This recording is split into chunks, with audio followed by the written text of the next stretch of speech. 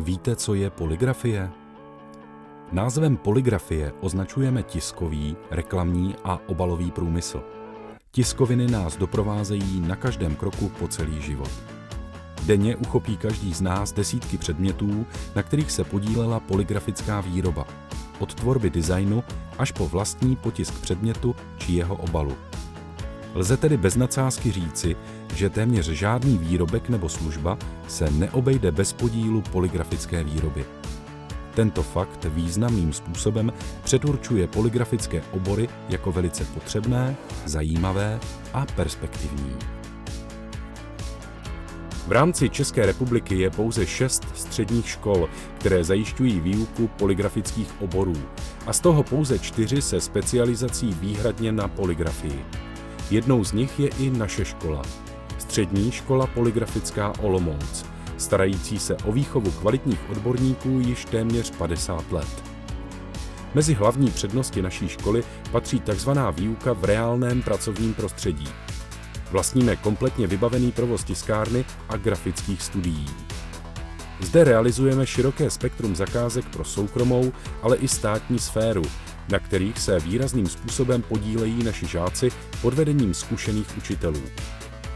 Mohou tak získat nejen cenné zkušenosti a finanční odměny, ale především jim tato skutečnost výrazně napomáhá k bezproblémovému nástupu na vlastní profesní dráhu.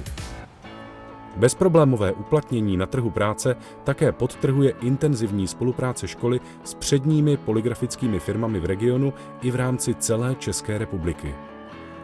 V současné době pro vás otevíráme každoročně profesně zaměřené studijní obory grafik pro média, operátor tisku, designér obalů a technologický obor polygrafie. Všechny jmenované obory jsou 4leté, zakončené maturitní zkouškou. V oboru grafik pro média vás naučíme vše, co budete potřebovat pro profesionální tvorbu grafického designu, a to nejen tiskových produktů. Budete postupně procházet výukou zaměřenou na jednotlivé oblasti zpracování obrazu a textu, ale také digitální fotografie, grafiky, animace a webdesignu. Škola má k dispozici celkem 7 moderních grafických studií, vybavených kvalitními počítači, včetně špičkových periferií. Při výuce jsou používané výhradně současné profesionální programové aplikace. Nedílnou součástí je také výuka digitální fotografie. K tomuto účelu má škola vlastní moderní fotoateliér. Po absolvování oboru můžete najít uplatnění ve firmách a institucích, které se zabývají přípravou a zpracováním grafického designu celého spektra produktů.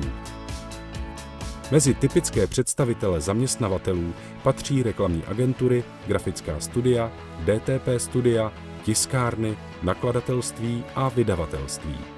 Velmi zajímavá je i možnost vlastního podnikání bez nutnosti vysokých počátečních investic.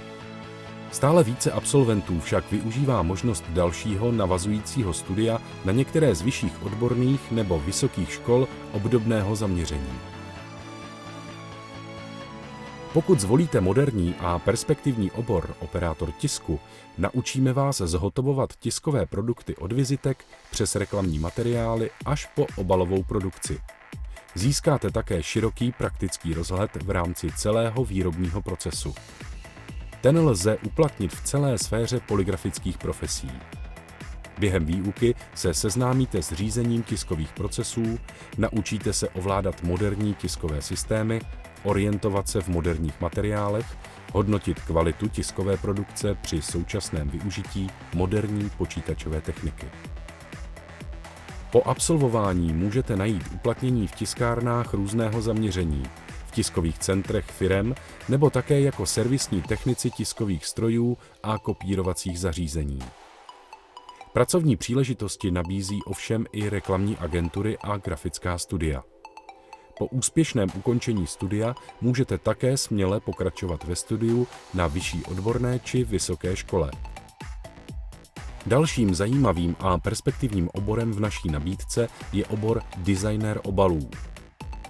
Obalový design rozhoduje o prodejnosti a snadném zapamatování výrobků.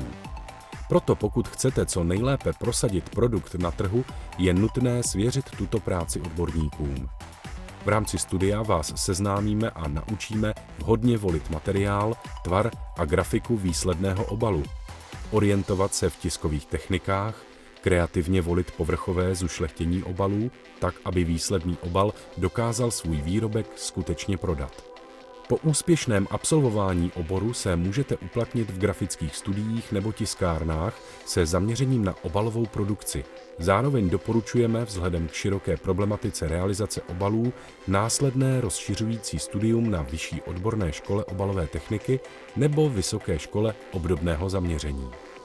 Posledním, neméně zajímavým oborem v naší nabídce je technologický obor polygrafie, který připravuje budoucí řídící a technologické pracovníky polygrafických firem.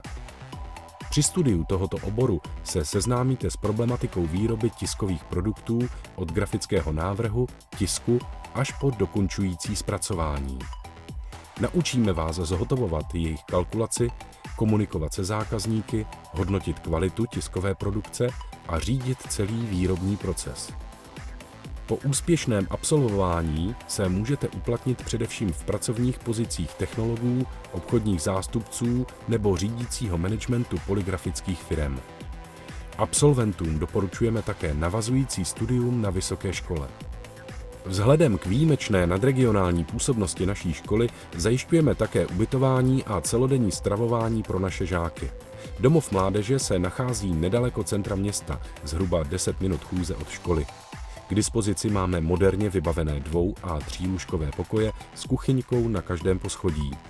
Samozřejmostí je společenská místnost s televizí, satelitem a DVD, počítačová herna, klubovna s kulečníkem a elektronickými šipkami. V areálu domova mládeže mají žáci k dispozici také bohaté sportovní zázemí v podobě moderní tělocvičny a posilovny, fotbalového hřiště, tenisových a badmintonových kurtů. Sportovní vyžití nabízíme také žákům v rámci školních aktivit.